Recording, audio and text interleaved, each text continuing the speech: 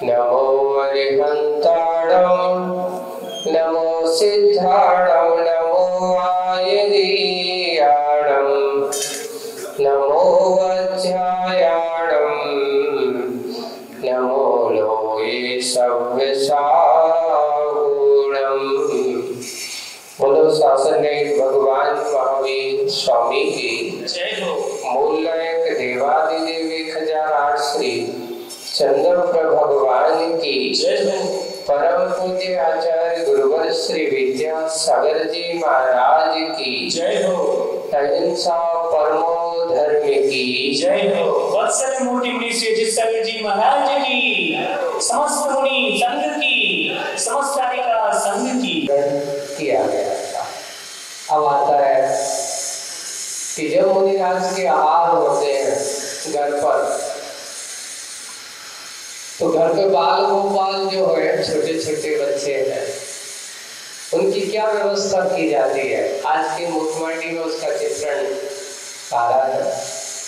आचार्य जी ने उस समय क्या कल्पना की है, देखिए। आप लोगों की पूरी व्यवस्था करके रखिए कि क्या क्या व्यवस्था करना चाहिए आज के समय आप लोगों को, है ना, कि आपके छोटे छोटे बाल गोपाल बच्चे हैं, उनकी कैसे क्या होते। एक दिन अच्छा की व्यवस्था। हाँ, तो कहते हैं हाँ, इधर घर के सब बालों और बालाओं को, घर की जितनी बाले हैं बाला और बाला में है बालिकाएं, भीतर रहने की आज्ञा मिली है। छोटे छोटे जो देने लायक हो उनको तो किया है, भीतर रहने की आज्ञा मिली है और बिना बोले बैठने को बाध्य किया है। हल्ला मत करना, महाराज जी के आहार। फिर भी बीच बीच में बच्चे तो बच्चे हैं, वे थोड़ी मानने वाले है ना। फिर भी बीच बीच में चौखट के भीतर से या खिड़कियों से एक दूसरे को आगे पीछे करते बच्चे। बाहर झांकने का प्रयास चल रहा है, क्योंकि सेठ जी ने कहा सब बच्चों अंदर रहना, कोई बाहर मत आना। लेकिन फिर भी बच्चे मानने वाले तो है, आएंगे देखेंगे और एक दूसरे को पीछे आगे पीछे करते हुए बाहर झांकने का प्रयास चल रहा है। सीमा में रहना असहनीय का काम नहीं है, पर असहनीय कैसे रहेगा अगर सीमा में रह गया, है ना। बच्चे तो चंचल वैसे ही है, उनका मन चंचल तो वैसे ही है, पर सीमा में रहना संयम का काम नहीं है। जितना मना किया जाता उतना मनमाना होगा। जितने रोकोगे क्यों रोका। एक कहते हैं मना करना ही जिज्ञासा का सबसे बड़ा कारण है। अगर तुमने मना काय करी, अब तो जरूर देखेंगे, अब तो जरूर क्या हो रहा है, क्या होने वाला है ना। तो मन में और जिज्ञासा कि जितना मना किया जाता उतना मनमाना होता है बाल्य दशा में। कहते हैं उस गृहस्थ दशा पालन जो पालकगण होते हैं ना, जो बच्चों को संभालने वाले हैं, उनको मना करेंगे वो हाँ तो कह देगा, लेकिन धीरे से चुपके से और वो जाता है। बाल्य दशा में त्याज का तजना भाज्य का भजना संभव नहीं है बाल्य दशा में। तुझे को ये नहीं कहना आओ नहीं, लेकिन फिर थोड़ी देर बाद नहीं, तभी नहीं। त्याज का तजना और भाज्य का भजना संभव नहीं है बाल्य दशा में। तथापि जो कुछ भी पलता है बस बलात् ही भीति के कारण यह स्थिति है। इधर भी भीति के कारण डरा गए, अगर तुमने ऐसा किया तो ध्यान रखना। बच्चे बड़े लोग कहते तुम्हें ऐसा कर दूंगा, तुम्हारे लिए अंदर बंद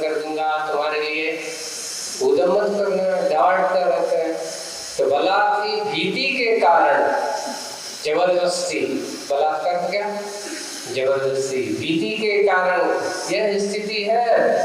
इधर भी सर को कसकर बांध रखा है सेठ ने, क्योंकि अब आहार दान दिया जा रहा है, तो सिर को क्या करके रखना चाहिए, सिर ढका होना चाहिए, बांध करके रखना चाहिए। कहीं सिर को अच्छी से कसकर तो उन्होंने क्या कर रखा है, बांध के रखा है सेठ ने, बालों के बवाल से बचने हेतु।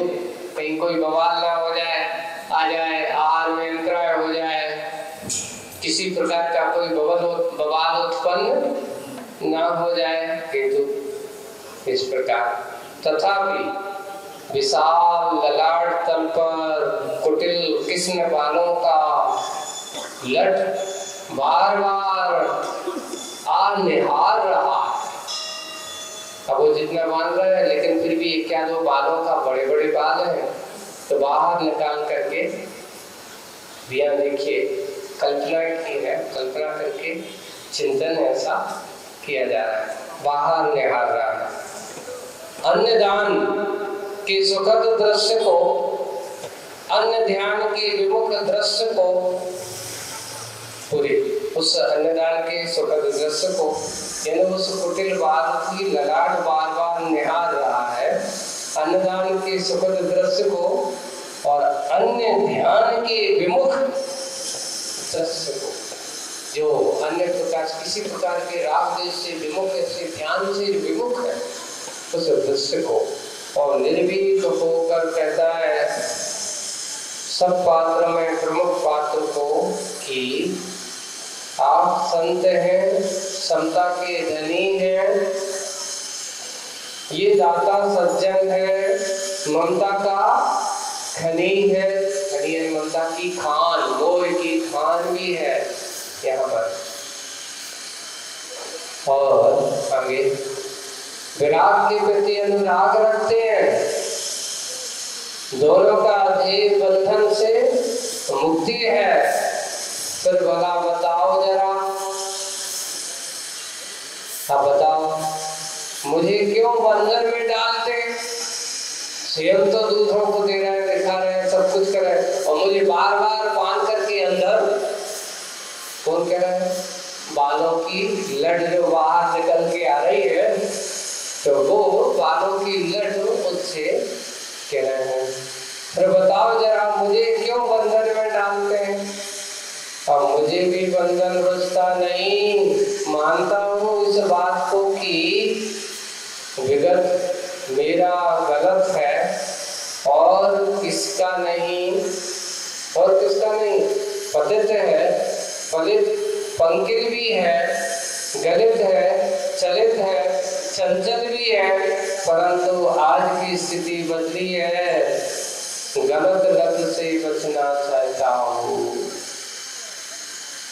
मैं आज जो मुनिराज को देख रहा हूँ, मेरे अंदर के भाव भी हुए कि मैं भी ऐसे अच्छे मुनिराज के इस दृश्य को देखूं, मैं भी देखना चाहता हूँ, मैं भी इससे, मैं मानता हूँ कि मेरा विगत जो है, पूर्व जो बीता हुआ कल जो है, वो अच्छा नहीं है, पतित हूँ, क्योंकि मैं नेते जैसे मल कहा गया, बाल को क्या कहा, मल का, पलित है, पंकित भी हूँ, गलित है, चलित चंचल भी हूँ, स्थिर रहने वाला नहीं हूँ, पर आज की स्थिति बदली है,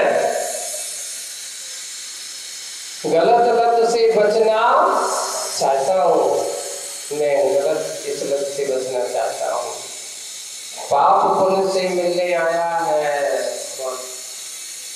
विश्व पीयूष में घुलने आया है। हे प्रकाश पुंज प्रभाकर, अंधकार की प्रार्थना सुनो।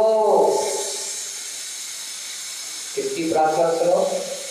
हे प्रकाश पुंज प्रभाकर, यानी सूर्य जो प्रकाश का पुंज है, अंधकार की प्रार्थना सुनो।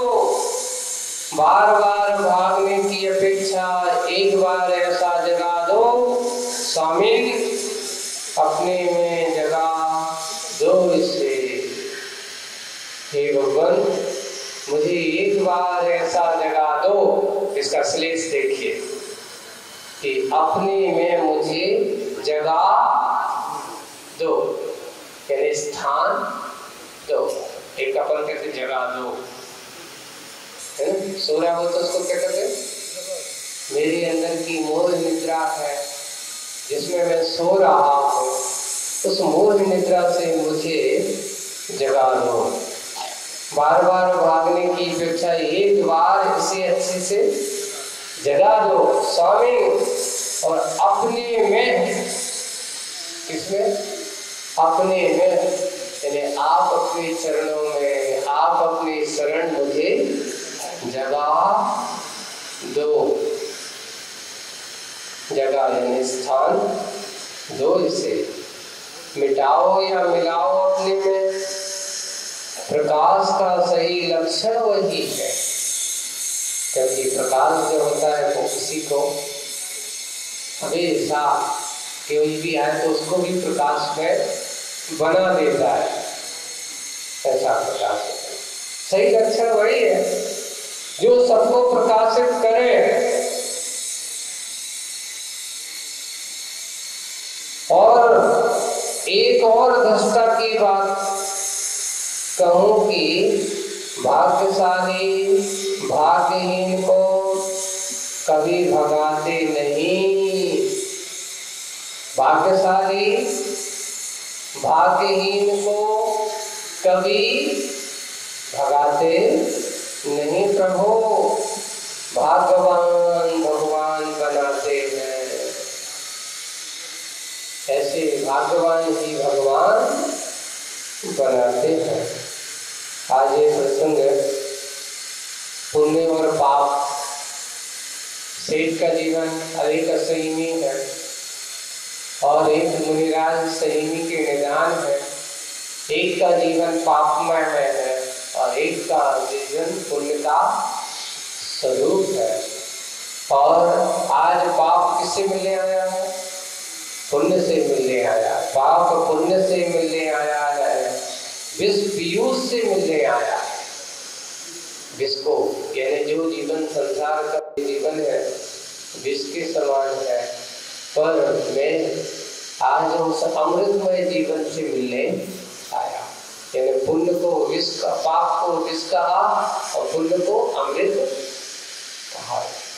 और अंधकार की दूर करने की भावना से एक सबसे अच्छी बात है कि दृष्टा की बात करते हैं कि भाग्यशाली, सेंटेंस देखिए, भाग्यशाली भाग्यहीन को कभी भगाते नहीं।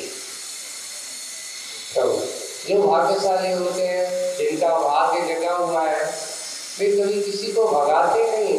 नहीं भगो, तुम्हारे लिए जगह नहीं। समोसन में अक्सर भगवान ने किसी से नहीं कहा कि इसको जगह मत दो, ये पापी है, ये दुष्ट है। नहीं, किसी को भगाने का काम तो यहाँ होता ही पापी से नहीं, महापापी हो। एक और दूसरी बात आती है, किसी ने कहा कि महाराज ये आदमी बहुत पापी है ना, ये पाप के कार्य करता है, ये मंदिर में क्यों आता है? इसको मंदिर में आने का अधिकार है ही नहीं। ये बताओ, हम किसी दूसरों को पापी कहें, ये अधिकार हमें किसने दिया? आपके अपनी सोच में किसी ने नहीं दिया। हम किसी को पुण्यशाली नहीं कह सकते तो पापी भी नहीं कहना चाहिए, पहली बात। दूसरी बात एक और आती है कि जो पापी है, अगर उसके परिणामों में निर्मलता आई है, परिणामों में विशुद्धता आई है, इसलिए तो उसके अंदर भगवत्ता के भाव जागे हैं, भगवान के प्रति आस्था भाव जागे हैं। अगर उसके पाप कर्म का उदय होता, तीव्र उदय चलता होता, तो भगवान के पास जाने के भाव ही नहीं होते। हमें कभी भी एक व्यक्ति हुई होते हैं, एक बार एक बहुत अच्छा बालक आया, देखो महाराज एक बात पूछो। बोले कि हाँ पूछो। अब हम जिस मंदिर में जाकर के पुण्य कमाते हैं भगवान को देख करके, कुंडलपुर की बात है, और वहीं पर एक जीव ऐसा जो पाप का कार्य कर रहा है। बोले कि क्यों, कैसा? हम समझे नहीं, क्या कह रहा है? बोले कि देखो वो छिपकली है, वो बड़े बाबा के यहाँ वो भी बैठी है, और यहाँ तक कि बड़े बाबा के कभी कभार तो हम देखते हैं कि वो बड़े बाबा के माथे पर भी जाकर के चिपक जाती है। अपन उन्हीं बड़े बाबा को देख करके अपना पुण्य कमा देते। और एक वो जीव है कि बड़े बाबा के पास होकर के क्या कर रही है, कोई भी जीव आता है, मच्छर आता है, फट से उसका मुंह में दबाती है, और जिसको पाप नहीं लगता होगा वो पापी नहीं है, वो तो साक्षात जीवों को मार रही है, संकल्प की हिंसा कर रही है, उसको डर नहीं है।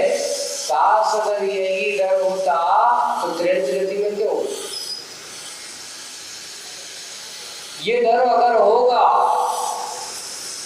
तो कोई पुण्यशाली जीवों को ही, जिससे पाप के प्रति भय होता है, वही पाप से डरता है। जिन्हें भय नहीं होता वो पापों से डरता ही नहीं है। इसलिए कहा, एक बार बहुत अच्छी बात आई कि प्रसंग आया था, किससे डरना चाहिए? बोले कि पापी से नहीं। एक नीति कार्य था और उसने कहा कि सबसे बड़ा उससे डरो। बोले कि कभी भगवान से मत डरो, कभी गुरु से मत डरो। अगर डरना है तो उनसे डरो जिन्हें भगवान से डर नहीं है, उनसे डरो जिन्हें गुरु से डर नहीं है। क्यों? जिन्हें भगवान से और गुरु से डर होता है वो कभी पाप के काम करता है।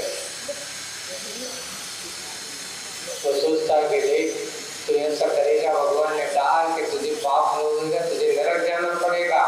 लेकिन जिन्हें नरक आदि से भय नहीं होता, ऐसे व्यक्तियों से हमेशा डर रहना चाहिए, दूर रहना चाहिए, और दूर रह करके बात करना चाहिए। सबसे बड़ा डर तो वही है।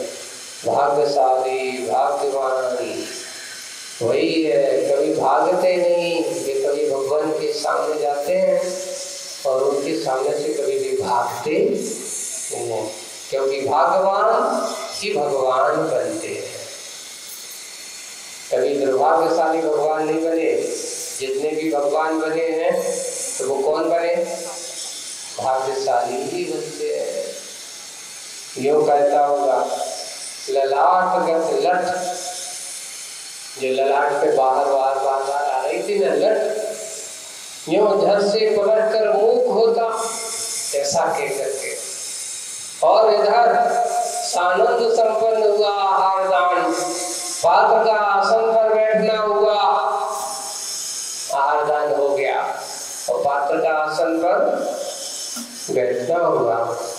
प्रासुक उष्ण जल से मुख शुद्ध हुई, अंजलि से उसे उछले अन्नपान कण से प्रभावित उदर और उरु, सारे के सारे हैं, पेट है, सीना है, उरु है, मुख है, आदि अंगों को अपने हाथों से शुद्ध कर बनाकर कुछ पल के लिए पलकों को अधोन्मीलित यानी नासिका दृष्टि अधोन्मीलित कर परम पात्र परम तत्व में लीन हुआ, में लीन हो गया।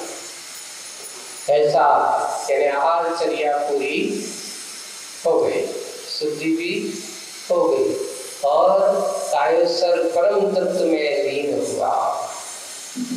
कायोस्वर का विसर्जन हुआ। अब आहारचर्या के बाद का चित्रण चल रहा है वाक्य घरों के।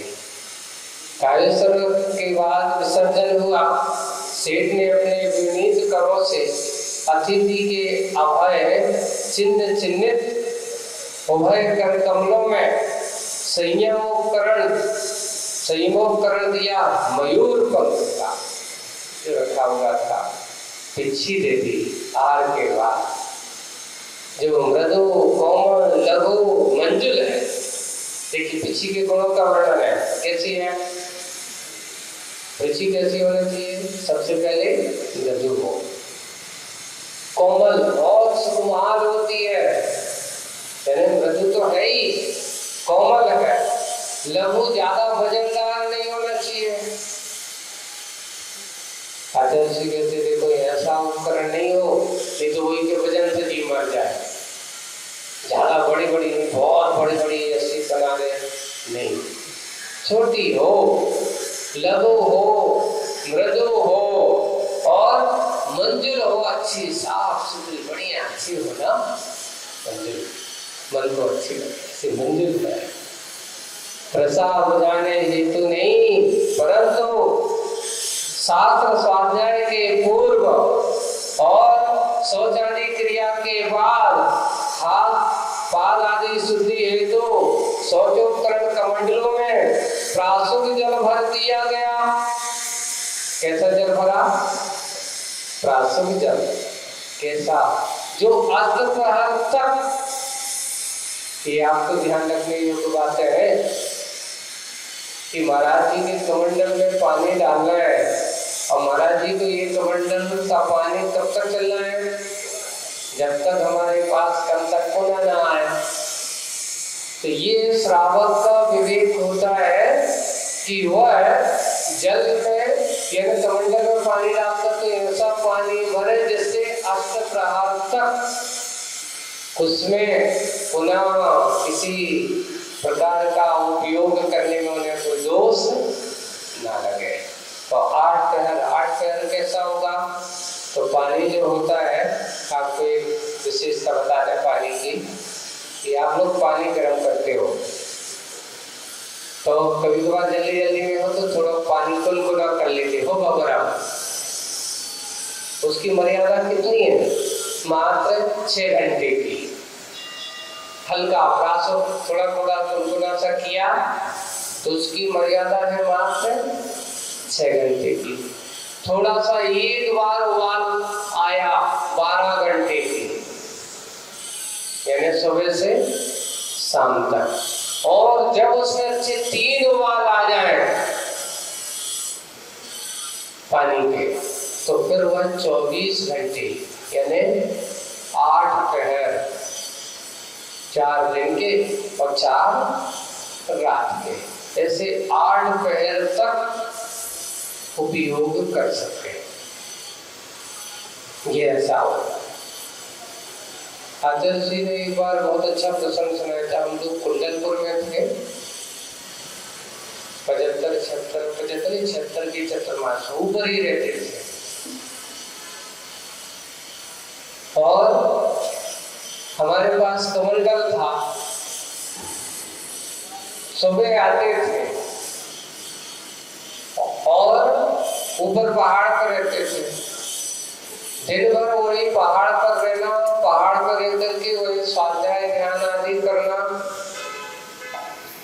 आहारचर्या के समय सुबह जंगल आदि से निर्वृत्त होते, नीचे आते, वहां पंडित जी वगैरह रहते थे। समय साल की जैसे आधा मन करती थी या क्लास लगती थी, और क्लास लिया, आहार किया, कमंडल में पानी भराया और सीधा पहाड़ पर चले गए। निश्चिंत, कोई काम नहीं, मात्र एक ही काम, निश्चिंत होकर के पूरा का पूरा। उस समय श्रावक से पहले कहते थे भैया अच्छा गर्म वाला पानी डालना, ठंडा पानी नहीं भरना। कहते महाराज के कमंडल में आप लोगों को ध्यान रखना चाहिए कि भैया ये कमंडल का जल अष्टप्रहर तक महाराज के कमंडल में। अब महाराज तो कहेंगे नहीं, इतना ही तो कह सकते हैं। अब आप कहते हाँ गरम है, गरम है, गरम है, गरम गरम नहीं, ये आप लोगों के विवेक के ऊपर आधारित होता है। अगर आप उसको ज्यादा गर्म नहीं करोगे, अच्छा उबाल भी नहीं भरोगे, तो 8 पहर तक उसकी मर्यादा कैसे बनेगी। इसलिए चौके में 2 तरह का पानी होना चाहिए। आहार के समय का पानी, ऐसा नहीं कि आहार के समय जो है बहुत तेज, ऐसा भी तेज नहीं कि हाथ में जब भी लाए ना हो। तो समय से अच्छे से सबसे पहले पानी गर्म करने की प्रक्रिया होना चाहिए।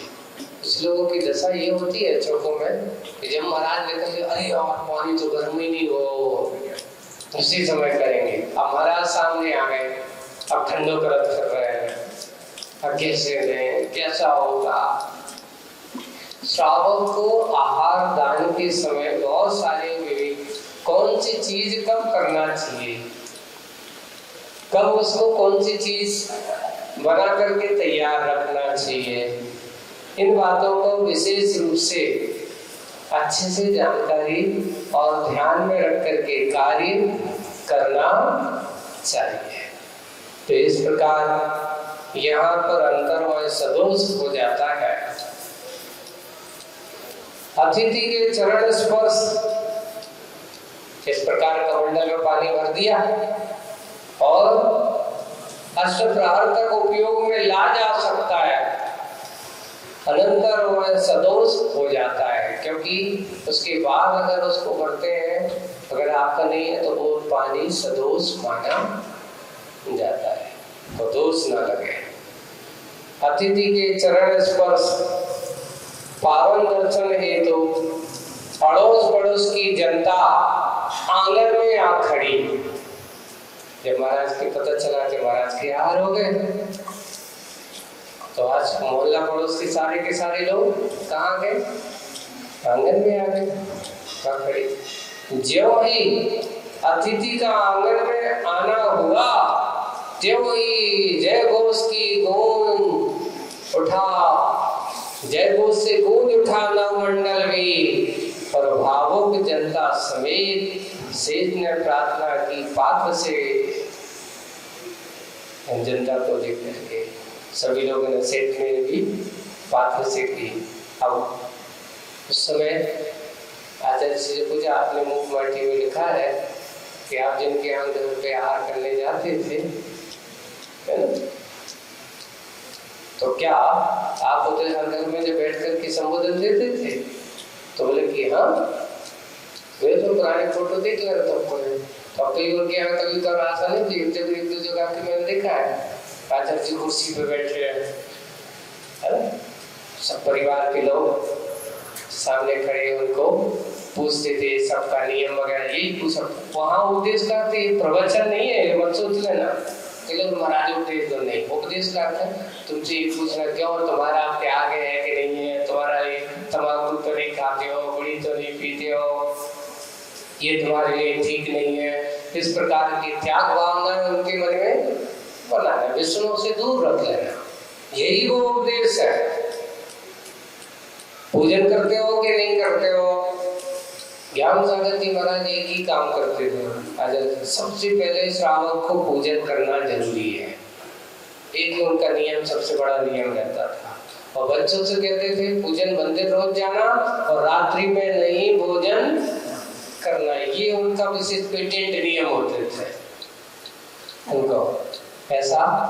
तो वही हुआ, सेठ ने प्रार्थना पात्र से की, प्रसाद के साथ साथ हम आशावादी भी हैं, महाराज कुछ ना कुछ इच्छा तो हम लोगों की रहती है, आशु आशीर्वाद मिले, शीघ्र ही, आशु अर्थात शीघ्र ही हमें कुछ आशीर्वाद मिले, शीघ्र टले विषयों की आशा, बस हमारी भी ऐसी विषयों की आशा शीघ्र टले, बस चले हम आपके पथ पर। सेठ जी कहते तो है हम भी आपके पथ पर चले। जाते जाते हे स्वामी, एक तो कोई एक ऐसा सूत्र दे दो हमें जिससे सूत्र में बंधे हम, ऐसा कोई नियम है या कोई ऐसा सूत्र दे दो जिससे हम बंधे, हम अपने अस्तित्व को पहचान सके, क्योंकि हम भी कोई अपना अस्तित्व पहचान सके। कहीं भी गिरी हो ससूत्र सुई, सो कभी खोती नहीं। सेठ जी ने कह दिया कि जिस सुई में आप अच्छा सूत्र दे दो हम उसे अपना लेंगे। जैसे सुई में अगर धागा डला हो तो वह सुई कभी घूमती नहीं है। इस पर अतिथि सोचता है कि उपदेश के योग यह ना ही स्थान है ना समय। अभी हार करके आए, ना उपदेश का यह स्थान और ना समय। तथापि भीतरी करुणा उमड़ पड़ी उनके अंदर से, सबकी भक्ति को देख करके, उनकी भावनाओं को देख करके भीतरी करुणा उमड़ पड़ी। सीप से मोती की भांति पात्र के मुख से कुछ शब्द निकलते हैं, उनको समझाते हैं। हो क्या है? अध्यात्म का उपदेश है ये आपको कि ये बंधु जिसमें तुम रमे हो, ये क्या उपदेश है?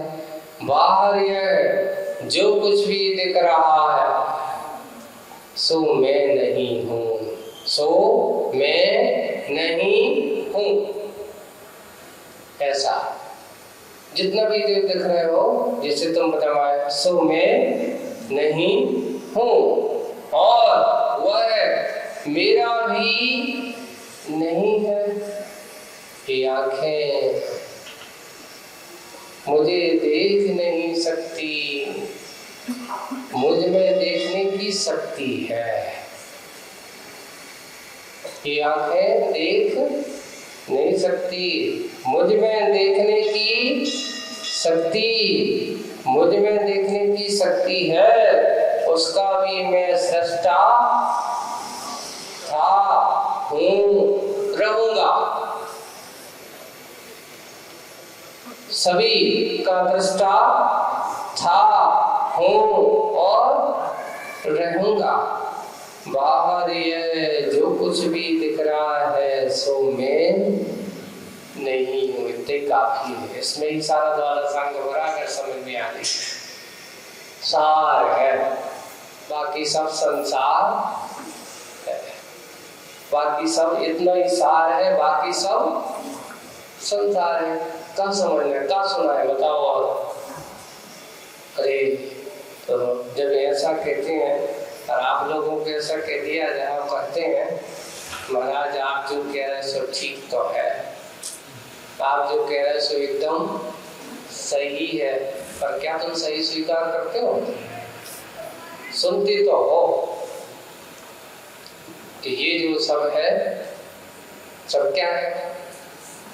कुछ भी अपना नहीं है, ये सब तुम्हारा एक जीवन जीने का सपना है। आजकल जितने भी है सब सपने ही सपने में तो जी रहे, ये मेरा है, ये मेरा है, ये मेरा है, ये मेरे हैं, ये हमारे हैं, है ना। और जैसे ही सब कुछ होता है आंख बंद होती है, ना तेरा है और ना मेरा है, सब छोड़ छाड़ करके चला जाता है। जोड़ता तो अपना के है, जिस समय छोड़ता तो ना तेरा है और ना मेरा, सब चला जाता है अकेला। यूं कहते कहते पात्र के पद चल पड़े उपवन की ओर, पीठ हो गई दर्शकों की और सब महाराज उपवन की ओर जा रहे हैं अपने, और पीठ हो गई दर्शकों की ओर। और ऐसा चलते हुए महाराज आगे बढ़ते जा रहे हैं। पात्र के पीछे पीछे छाया की भांति कर में कमंडल ले, हाथ में कमंडल ले, सेठ चल रहा है। नगर के निकट उपवन है, उपवन में नसिया जी है। अब ये आप कल्पना करें, आचार्य जी ने मुखपाटी कहाँ की कल्पना की है? तो पूरा पूरा अपना दीक्षा स्थल की कल्पना की है, अजमेर की कल्पना की है। क्या की है? सेठ चल पड़ा, और सेठ जी कौन है और कौन सेठ होंगे तो देखो जाओ। नगर के निकट उपवन है पास। उस समय आज अब भीतर भीतर हो गया, उस समय थोड़ा उपवन है। उपवन में नसिया जी है जिसका शिखर गगन चूमता है, शिखर का कलश चमक रहा है अपनी स्वर्णिम कांति से। कलश बता रहा है कि संसार की जितनी भी चमक दमक है वे सब भ्रमित है, भ्रामक भी है। भ्रामक भी सतपथ का गमक नहीं, गमक यानी ज्ञान देने वाली सतपथ की गमक नहीं है। नसिया जी में जन्म में है नयन मनोहर नेमिनाथ के। नेमिनाथ का जो आपको बीच बीच में वहां देखा, पहले भगवान जो है नेमिनाथ और मनोहर मसगढ़ नेमिनाथ भगवान की प्रतिमा है जो बीचों बीच में नसिया जी में। बिंब का दर्शन हुआ, निज का भान हुआ, तन रोमांचित हुआ, हर्ष का गान हुआ। एक बार और गुरु चरणों में सेठ ने परिपात किया, लौटने का उपक्रम हुआ पर तन टूटने लगा। क्योंकि कितना हर्ष था, स्वप्न जो कहां से स्वप्न मुनिराज की चर्या देखी थी और देख करके बहुत प्रसन्न हो गया, लोचन सजल हो गए। तभी आंखों में ऐसी भक्ति, तो लो आंखों में पानी आ गया, पथ ओझल सा हो गया, दिखाई नहीं दे रहा है, क्या करूं अब, जा रहा है पद बोझल सा हो गया, यानी उसका जो अपना वो बोझल सा उसको लग रहा है। वेद पैर जैसे कहते हैं चलने, आपका इच्छा नहीं है, जबरदस्ती चले जा रहे हैं, इच्छा पद भारी है, ऐसा लग रहा है जैसे बहुत दूर से ज्यादा भारी हो रहे हैं। रोका पर रुक ना सका रुदन, खूब रुकने की कोशिश की कि नहीं रोऊं, पर आंखों से रुदन उसके चालों फूट फूट करके रोने लगा। पुण्य प्रद पूज पादों में लोट पोट होने लगा। गुरु चरणों की शरण तज कर यह आत्मा लौटना नहीं चाहता स्वामीन, हम तो चाहते हैं यहीं पर रहें, लौटना नहीं चाहती स्वामीन। मानस छोड़कर हंस की भांति, जैसे मानसरोवर को, मानस का अर्थ क्या, मानसरोवर को छोड़ करके हंस की भांति। कौन ऐसा हंस है जो छोड़ना चाहेगा? ये तो आपके चरण, आपकी सन्निधि तो मानसरोवर है, और ऐसा जैसे मानसरोवर को कोई हंस छोड़ना नहीं चाहता, ऐसी भांति तथापि खेद है कि, अब वो कह रहा है क्या करे, खेद है, बड़ा दुख है, तन को भी मन के साथ खोना पड़ता है। मन कह रहा है चलो दुकान पे आ गए होंगे, दुकान खोलना है तो मन के साथ तन को भी होना पड़ता है। मन का वेग अधिक है प्रभु, इसके वेग को संभालना कठिन काम है। बातों बातों पर बार बार उद्वेग आवेग से घिराता है। कोई भी बात में थोड़ी सी गुस्सा आ जाती है, उद्वेग घिराता है, फिर संवेग की वह पद आचरण की धरती पर टिक नहीं पाते, फिर निराधार वह क्या करेगा? कोई इस प्रकार कोई निराधार क्या करेगा? और आगे की बात इतना ही अभी कहा है, आगे की बात आ रही है, इसको समझेंगे बाद में। आज बस इतने ही। बोलिए परम पूज्य आचार्य गुरुवर श्री विद्यासागर।